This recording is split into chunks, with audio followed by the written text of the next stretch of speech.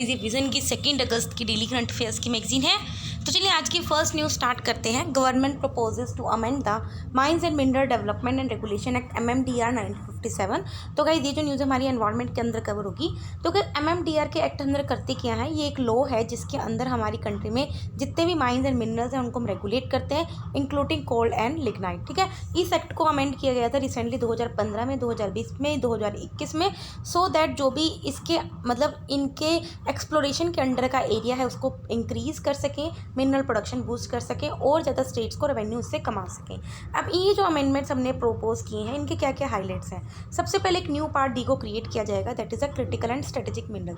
अभी क्या है 12 ग्रुप है मिनरल्स के, उसमें से जो 8 ग्रुप हैं including beryl, lithium bearing minerals, minerals of rare earth, उनको अभी पार्ट बी से निकाल के, ठीक है, उसको एक नए पार्ट डी में डाला जाएगा in the first schedule of critical and strategic minerals. ठीक है, तो आपको नाम से समझ में आएगा क्रिटिकल एंड स्ट्रेटेजिक मिनरल्स कौन से हैं जो कि बहुत ज़्यादा इंपॉर्टेंट है। स्ट्रेटेजिक मतलब कि इस तरह के होंगे शायद जो हमारी मतलब आर्म्स वगैरह बनाने में यूज़ होते हैं। क्रिटिकल इसलिए है कि वो इंफ्रास्ट्रक्चर पर्पस के बहुत ज़्यादा इंपॉर्टेंट है और वो हमारी इंडिया में रेयर ही है। फाइन, इशूज़ क्या है इसके अमेंडमेंट के साथ? ये अमेंडमेंट कहीं ना कहीं अनकॉन्स्टिट्यूशनल है क्योंकि इससे क्या होगा, जो स्टेट्स की राइट्स हैं वो ब्रीच होते हैं बिकॉज जो मिनरल्स हैं वो स्टेट्स के परव्यू में आते हैं। ठीक है, under entry 23 of the list second of the constitution. ठीक है, और ये स्टेट्स के पास ही इसका कॉन्स्टिट्यूशन राइट है।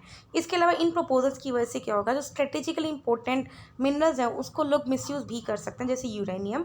ठीक है, क्योंकि प्राइवेट कंपनीज को अलाउ कर दिया एक्सप्लोर करके लिए। ठीक है, जो कि हमारी नेशनल इंटरेस्ट के अगेंस्ट है। फाइन, इस मूव का सिग्निफिकेंस क्या होगा? सबसे पहले जो इंडिया डिपेंडेंट है इम्पोर्ट्स पे, उस पर डिपेंडेंसी बढ़ेगी। इसके अलावा इंडिया को हम ग्रीन टेक्नोलॉजीज में भी सेल्फ सफिशिएंट बना सकते हैं। नेक्स्ट न्यूज़ है weapons of mass destruction and their delivery system prohibition of unlawful activities amendment bill 2022 passed by the parliament।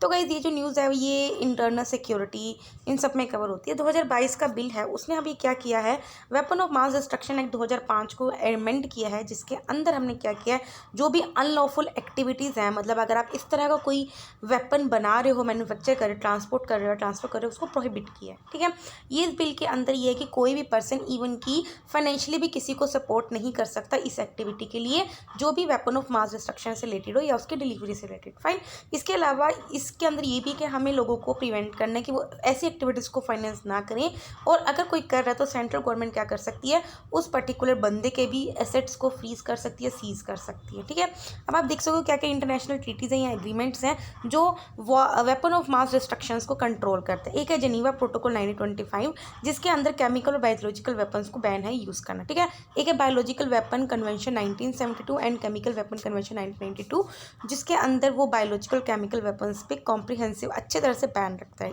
Next है nuclear non proliferation treaty and the comprehensive test ban treaty जिसके अंदर किस तरह से nuclear weapons के proliferation के use को वो रेगुलेट करता है। ठीक है, अब आप जरा देख लेते हो, देखो इन सब का नाम आपको पता होना चाहिए। न्यूक्लियर नॉन प्रोलिफरेशन, प्रोलिफरेशन मतलब जमाखोरी, तो उसके जमाखोरी को प्रिवेंट करता है। जिनीवा प्रोटोकॉल को इंडिया ऑलरेडी रेटिफाई कर चुका है। इसके अलावा इस ट्रीटीज को भी इंडिया रेटिफाई और साइन दोनों कर चुका है। साइन किया था 1972 में, रेटिफाई किया था 1992 में, लेकिन इस ट्रीटी को एनपीटी और सीटीबीटी को इंडिया ने साइन नहीं किया अभी तक। ठीक है, तो आपको पता होना चाहिए। इसके अलावा ये जो बिल है वो क्या करता है, it fulfil gaps needed to be file because जो यूएन सिक्योरिटी काउंसिल का टारगेट है कि हमें क्या करना है कि जो भी फाइनेंशियल एक्शन टास्क फोर्स है, आपको पता है फाइनेंशियल एक्शन टास्क फोर्स जो है इसका काम क्या है, जो भी मनी लॉन्ड्रिंग या फिर टेररिज्म से रिलेटेड एक्टिविटीज़ हैं उनको काउंटर करना। ठीक है, तो उस तरह के जो फाइनेंशियल सेंक्शन लगते हैं उनको टारगेट करता है, और उन्होंने मैंडेटरी किया हुआ है सिक्योरिटी काउंसिल ने कि वेपन ऑफ मास डिस्ट्रक्शन से रिलेटेड कोई भी फाइनेंसिंग नहीं करनी है। 2005 का एक्ट आया था जिसने इस तरह की अनलॉफुल एक्टिविटीज़ को क्या किया था, प्रोहिबिट किया था। वेपन ऑफ मास डिस्ट्रक्शन आपको समझ में आ रहा होगा नाम से।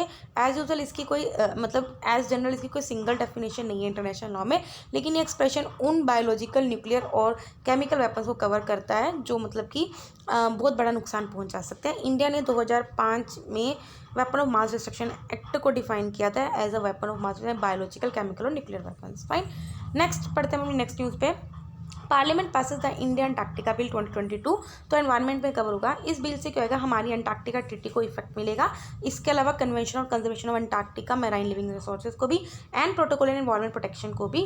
ठीक है, अंटार्कटिका ट्रीटी को साइन किया गया 1959 में, इसके बाद इंप्लीमेंट किया था 1961 में। ठीक है, प्रेजेंटली अंटार्कटिका ट्रीटी के जो मेंबर्स हैं वो इंक्लूडिंग 54 हैं, इंक्लूडिंग द इंडिया। ठीक है, अब जरा हम देखते हैं इंडिया का अंटार्कटिका में अभी तक क्या एक्सप्लोरेशन है। हमने काफ़ी बार पढ़ते भी हैं। इंडिया ने अंटार्कटिका ट्रीटी 1983 में साइन किया था और उसके बाद ही कंसल्टेटिव स्टेटस भी मिल गया था। मैड्रिड प्रोटोकॉल भी इंडिया ने साइन किया था जो कि फोर्स में आया था 1998 में, और ये Antarctica as a natural reserve designate करता है कि सो दैट हम अंटार्कटिका को यूज़ करेंगे पीस पर्पस और साइंस पर्पस के लिए। ये इंडिया का कहना है। ठीक है, इसके अलावा इंडिया का रिसर्च स्टेशन भी है अंटार्कटिका, एक मैत्री है, एक भारतीय। सबसे पहला स्टेशन दक्षिण गंगोत्री था जो कि 1984 में हमने एस्टेब्लिश किया था, लेकिन उसके बाद उसको डिसमेंटल कर दिया था। ठीक है, अभी इस बिल के इंडिया अंटार्कटिका बिल के क्या फीचर्स हैं। सबसे पहले उन्होंने बोला कि इन्होंने कोई भी अगर इंडिया का एक्सपीडिशन अंटार्कटिका पे उसको पूरी तरह से प्रोहिबिट कर दिया।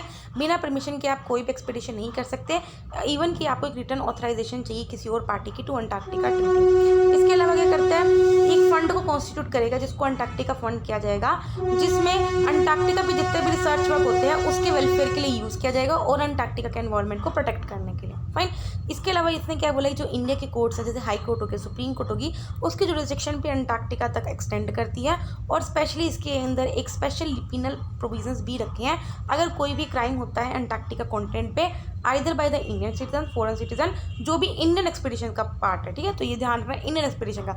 अब कोई और कंट्री अंटार्कटिका पे एक्सपीडिशन कर रही है लेकिन वो इंडिया का पार्ट नहीं है, तो वो उसके अगेंस्ट कोई इंडिया कोर्ट एक्शन नहीं ले सकती। ठीक है, इसके अलावा एक committee on Antarctica governance and environmental protection को एस्टेब्लिश किया जाएगा, जो देखेगा कि जो भी काम हो रहा है अंटार्कटिका पे वो इंटरनेशनल लॉ एमिशन स्टैंडर्ड्स के अकॉर्डिंग हो रहा है, उसको मॉनिटर करेगा, इंप्लीमेंट करेगा।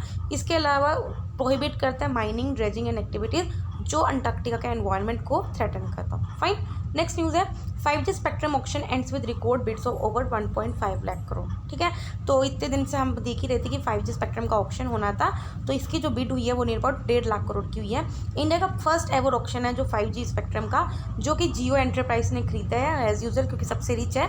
ठीक है, वो टॉप बिडर हुआ है और इस ऑक्शन को डिफरेंट फ्रिक्वेंसीज में खरीदा गया। आप देख सकते हो लो फ्रिक्वेंसी जो कि एक सेकेंड यस, तो डिफरेंट फ्रिक्वेंसीज में खरीदता है। लो में 600 से 2500 मीडियम हर्ट्ज है। ठीक है, और मिड में 3300 मेगा हर्ट्स है और हाई में 26 गीगा हर्ट्स है। ठीक है, स्पेक्ट्रम क्या होता है ऑलरेडी बता रखा है। स्पेक्ट्रम एक तरह का मतलब कि फ्रीक्वेंसी से रेडियो फ्रीक्वेंसी से रिलेटेड एक स्ट्रक्चर होता है जो मोबाइल इंडस्ट्री को एलोकेट किया जाता है, सो दैट आप क्या कर सको, कम्युनिकेशन आपके पास नेटवर्क आ सके ओवर द एयरवेव्स। ठीक है, इन एयरवेव्स को ही हम स्पेक्ट्रम बोलते हैं, जो फिर सब डिवाइड होता है इनटू बैंड्स। ठीक है, जितनी अच्छी फ्रीक्वेंसी होगी, जितनी अच्छी विड्थ होगी, तो उसका नेटवर्क उतना अच्छा होता है। ठीक है, 5G टेक्नोलॉजी दोनों लो फ्रीक्वेंसीज भी यूज़ करेगी, हाई फ्रीक्वेंसीज भी यूज़ करेगी।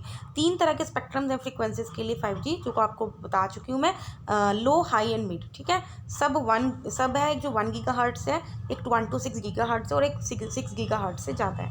अब स्पेक्ट्रम एलोकेशन की ज़रूरत क्यों थी, क्योंकि जो यूनियन गवर्नमेंट है वो सभी के सभी जो भी गवर्नमेंट की जो भी अवेलेबल एसेट्स है वो सभी के सभी गवर्नमेंट के ही होते हैं। ठीक है, और वो कंट्री के जितने भी अंदर है वो सब गवर्नमेंट के ही होते हैं। ठीक है, अगर गवर्नमेंट को किसी को देना है तो गवर्नमेंट ही उसका ऑक्शन करेगी। ठीक है, मोस्ट जो रेडियो स्पेक्ट्रम होते हैं वो कंट्रीज़ में रिजर्व्ड है डिफेंस पर्पज़ के लिए, रेस्ट अवेलेबल है फॉर पब्लिक यूज। लेकिन जैसे ही क्योंकि फ़ोन यूजर्स बढ़ रहे हैं, न्यूज़ सर्विसेज बढ़ रही है, तो कंट्री ने स्टार्ट करती है टेलीकॉम कंपनीज़ को इस तरह के स्पेक्ट्रम ऑक्शन करना है। ठीक है, तो आप देख सकते हो इलेक्ट्रोमैग्नेटिक स्पेक्ट्रम कौन कौन से। ठीक है, तो ये जो स्पेक्ट्रम है ये साइंस एंड टेक्नोलॉजी पर्पज से बहुत ज़्यादा इंपॉर्टेंट रहेगा। ठीक है, वेरी लो फ्रीक्वेंसी 3 गीगाहर्ट्ज से 300 किलोहर्ट्ज होता है। रेडियो फ्रीक्वेंसी स्पेक्ट्रम की क्या फ्रीक्वेंसी रेंज होती है ये आप पढ़ लेना। फाइन, नेक्स्ट न्यूज़ पढ़ते हैं हम अपनी। Government reviews the financial and operational reforms in the regional rural banks. तो कई ये जो न्यूज़ हमारी इकोनॉमी में कवर होगी अभी के रीजनल रूरल बैंक्स में, क्योंकि हमने रिफॉर्म करने हैं सो दैट उनको हम फाइनेंशियली स्टेबल बना सके। तो गवर्नमेंट ने रीजनल रूरल बैंक से पूछा है कि आपने क्या काम किया कि आप अपने आप को डिजिटाइजेशन कर सको या अपना क्रेडिट बेस और ज़्यादा एक्सपेंड कर सको और ज़्यादा से ज़्यादा आप लैंडिंग दे सको एमएसएमई सेक्टर को। ठीक है। तो आरआरबीज हैं क्या, इनको सेटअप किया गया था on the recommendation of Narasimha working group in 1975 under RRB act 1976, so that हम क्या कर सकें, रूरल एरियाज में फाइनेंशियली या क्रेडिट फैसिलिटी बढ़ा सके, उन रूरल एरियाज को फाइनेंशियली इंक्लूड कर सके। ठीक है। आरआरबीज को ब्रॉड किया गया था under the ambient of priority sector lending with the commercial bank. ये इन इक्विटीज़ को क्या करना होता है, इसके अंदर जो आरआरबीज के अंदर जो शेयर होता है सेंट्रल गवर्नमेंट का 50% होता है, उस पर्टिकुलर स्टेट गवर्नमेंट का 15% होता है और स्पॉन्सर बैंक का 35% होता है। आरआरबीज का सिग्निफिकेंस को सबसे पहले रूरल एरियाज़ को उनके डोर स्टेप से बैंकिंग सर्विस प्रोवाइड करती है, वीकर सेक्शंस का क्रेडिट प्रोवाइड करती है और ईजिली और डायरेक्ट फाइनेंस देती है कोऑपरेटिव सोसाइटी और सेल्फ हेल्प ग्रुप्स को। करंट इश्यूज़ क्या आ रहे हैं, सबसे पहले लॉस बहुत ज़्यादा आ रही है इनको। ठीक है। इसके अलावा इनके पास लोन अच्छा नहीं है, क्योंकि आरआरबी अगर कोई लोन देती भी है तो वो पैसा मर ही जाता है, उसका रिकवरी रेट बहुत ज़्यादा कम है, जिसकी वजह से सारा पैसा एनपी में कन्वर्ट हो जाता है, that is a non performing assets में। इसके अलावा वहाँ पे lack of unity of command, because इसको डिफरेंट एजेंसी से कंट्रोल किया जाता है, सेंट्रल गवर्नमेंट के द्वारा भी, स्टेट गवर्नमेंट के द्वारा भी, बैंक के द्वारा भी, जैसे स्पॉन्सरिंग बैंक, नाबार्ड, आरबीआई। ठीक है। तो इसके अलावा इसकी वजह से क्या है, मतलब कि अच्छे से इसको मैनेजमेंट नहीं हो पा रही। फाइन। अब हम पढ़ते हैं छोटी छोटी news. Data update on the pendency in high court. अभी क्या लेटेस्ट डाटा जो कि पार्लियामेंट में रिवील गया है, तो उसमें बताया कि हाई कोर्ट में जुलाई 2022 तक near about 59 lakh case pending है। इलाहाबाद हाई कोर्ट में सबसे ज़्यादा highest number of pending cases है, 10 लाख से भी ज़्यादा। और ओनली वुमेन 4 वुमेन जजेस सुप्रीम कोर्ट में और 96 वुमेन जजेस हैं, 24 हाई कोर्ट, सभी हाई कोर्ट्स मिला के 24 से 21 आई थिंक। ठीक है। Factors for rise in GST collection. अभी का जो ग्रोस जीएसटी कलेक्शन है वो इस साल 28% बढ़ा है, जो कि सेकंड हाईएस्ट लेवल है आफ्टर द जुलाई 2017 में जब से आया जीएसटी, उसके बाद सेकंड टाइम है जब सबसे ज़्यादा जीएसटी के थ्रू पैसा कलेक्ट किया। फैक्टर्स क्या है कि जीएसटी की वजह से प्राइस मतलब कि पैसा हमारा कलेक्शन बढ़ रहा है, क्योंकि हाई इन्फ्लेशन रेट चल रहा है। ठीक है। कंजप्शन पैटर्न्स में देखने को मिला है अलग से। ग्रेट एनफोर्समेंट एक्शन, क्योंकि लोग अब डर से भी भर रहे हैं against anti evasion activities. Fine. Next है गति शक्ति विश्वविद्यालय। अभी ये मिनिस्ट्री ऑफ एजुकेशन इंट्रोड्यूस किया है एक सेंट्रल यूनिवर्सिटी अमेंडमेंट बिल, जिसके अंदर हम क्या करेंगे, जो भी national rail and transport institute है उनको ट्रांसफॉर्म करेंगे इनटू एक गति शक्ति विश्वविद्यालय, जो कि एक ऑटोनोमस सेंट्रल यूनिवर्सिटी होगी। ठीक है। गति शक्ति विश्वविद्यालय का काम क्या होगा, जो भी हमारे इंडिया में स्ट्रेटेजिकली इंपॉर्टेंट या फिर ट्रांसपोर्टेशन सेक्टर है उनके टैलेंट को हम पकड़ेंगे, और जो हमारी डिमांड है for trend talent, so that हम अपने इस सेक्टर की ग्रोथ को और ज़्यादा मतलब कि एनहेंस कर सके, टू फ्यूल द ग्रोथ, मतलब कि उसकी ग्रोथ को और ज़्यादा बढ़ा सके। फाइन। किस सेक्टर की, ट्रांसपोर्टेशन सेक्टर की। ठीक है। नेक्स्ट है इंफ्रास्ट्रक्चर इन्वेस्टमेंट ट्रस्ट। अभी क्या है, जो ministry of road transport and highway है वो प्लान करी है कि 10 रोड एंड हाईवे इस तरह के जो ट्रस्ट हैं उसके थ्रू मनी रेज करेगी फ्रॉम स्मॉल इन्वेस्टर। अब देखो ये मैंने आपको पहले ही बता रखा है इंफ्रास्ट्रक्चर इन्वेस्टमेंट ट्रस्ट क्या होता है, मतलब कि आप क्या करो उस तरह का एक इन्वेस्टमेंट के लिए, किसके लिए, इंफ्रास्ट्रक्चर के लिए आप मतलब स्कीम है, लाइक आप गवर्नमेंट क्या कर देगी, ये स्कीम ये खोल देगी, तो आप इसके अंदर पैसा इन्वेस्ट करो। ठीक है। तो उनके पास अगर सपोज करो 10 लोगों ने पैसा इन्वेस्ट किया, 100 लोगों ने पैसा इन्वेस्ट किया, अगर हज़ार रुपये, तो गवर्नमेंट के पास तो ज़्यादा पैसा हो गया, तो उसी पैसे से गवर्नमेंट अपना किसी और प्रोजेक्ट में अपना पैसा लगा देगी। ठीक है। आपको रिटर्न मिलेगा, ऐसा नहीं कि रिटर्न नहीं मिलेगा, वो लगा देगी, लेकिन इसका क्या होगा, क्योंकि लॉन्ग टर्म के होते हैं, 10 साल के, 15 साल के। ठीक है। तो इस तरह के होते हैं। एक इन्वेस्टमेंट स्कीम होती है म्यूचुअल फंड्स की तरह, जिसके अंदर आप इन्वेस्टमेंट कर सकते हो इन इंफ्रास्ट्रक्चर प्रोजेक्ट, ताकि एज अ रिटर्न मतलब इसमें आप इंटरेस्ट भी कमाते हो। ठीक है। ये गवर्नमेंट का प्लान है जिसके अंदर आप अल्टरनेट रिसोर्सेज को टैप कर सको to boost the public spending in roads and infrastructure sector. ठीक है। तो इसमें यही है कि गवर्नमेंट अगर सपोज करो गवर्नमेंट को प्रोजेक्ट के लिए पैसा चाहिए होता है, वो बाहर से उधारी लेगी, तो इससे गवर्नमेंट का फिस्कल डेफिसिट बढ़ेगा, है ना। तो उसको प्रिवेंट करने के लिए गवर्नमेंट इस तरह की स्कीम्स निकालते हैं, और आपके पास भी ऐसे ही पैसा बढ़ा, इससे बढ़िया आप कहीं पे इन्वेस्ट कर दो। तो इसी तरह का ये स्कीम्स होती है। बेनिफिट्स क्या होता है, इस इन्वेस्टर्स को ग्रेटर फ्लेक्सिबिलिटी मिलती है। ठीक है। स्पेशलाइज्ड ऑपरेशन एंड मेंटेनेंस कंसेशनरीज होता है, और लॉन्ग टर्म इन्वेस्टर्स को अट्रैक्ट करता है। ठीक है। नेक्स्ट है एक्सरसाइज पिच ब्लैक। इंडिया का पार्ट है एयर कॉम्बैट एक्सरसाइज है, जो कि ऑस्ट्रेलिया में हुई है। बाई एनुअल होती है, मतलब 2 साल में एक बार होती है। Multinational large force employment exercise, जिसको कंडक्ट किया जाता है by the royal Australian air force. 16 और नेशंस में भी इसमें इंक्लूड किया था, पार्टिसिपेट किया था, including Canada, USA, UK. Fine. Next है ड्राउट। ठीक है। अभी रेफर किया जाता है उस पीरियड को जिसमें बहुत ज़्यादा ड्राई पीरियड रहता है, उसकी वजह से क्रॉप डैमेज हो रही है, वाटर सप्लाई में शॉर्टेज आ रही है।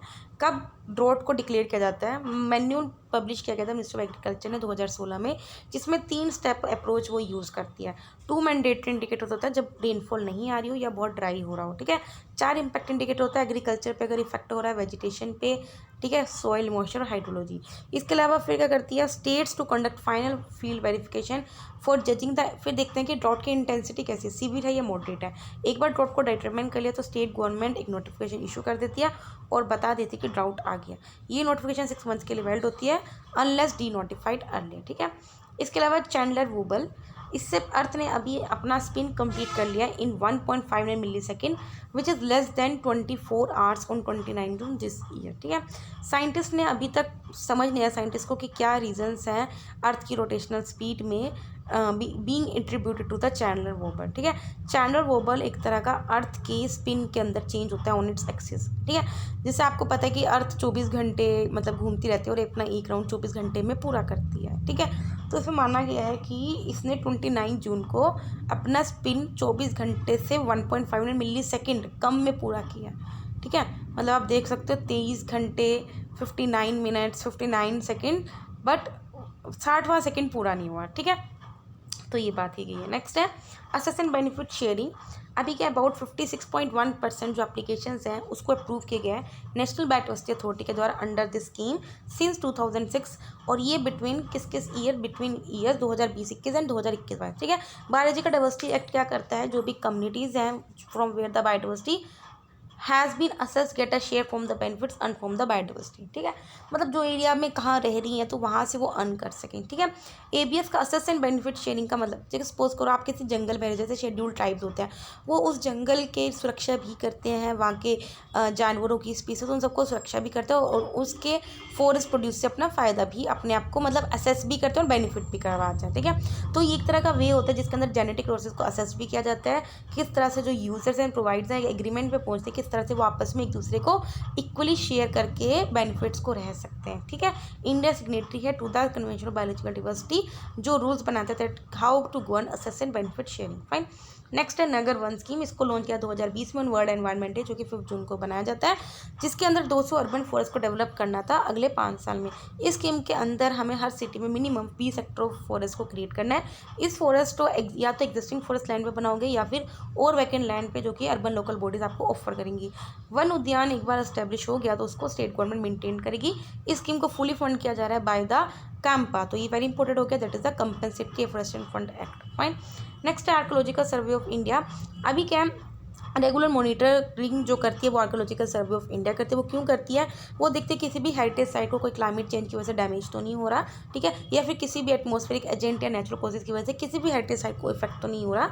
आर्कोलॉजिकल सर्वे ऑफ इंडिया है कि प्रीमियर ऑर्गेनाइजेशन है जो सभी रिसर्चेज एंड कल्चर हेरिटेज के साइट्स को प्रोटेक्ट करता है under the ministry of culture.